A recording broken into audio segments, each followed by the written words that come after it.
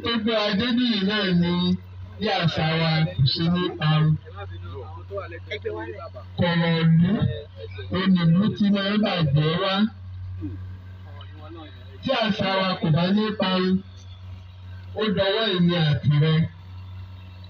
Gbogbo wa la ní iṣẹ́ láti ṣe tí a bá fẹ́ kí àṣà yìí kó lè gbérí. Nítorí pé nínú ọ̀dẹ̀dẹ̀ wa gangan níbẹ̀ ló ti yẹ ká bẹ̀rẹ̀. Tí a bá bẹ̀rẹ̀ ní ọ̀dẹ̀dẹ̀, a lè gbé nǹkan tó dáa jáde sí ìta.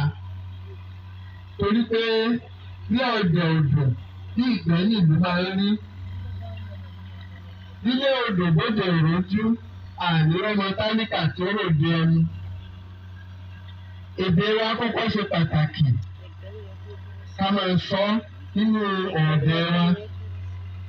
Torí pé èdè tá a bá máa sọ kíkú ní òkú.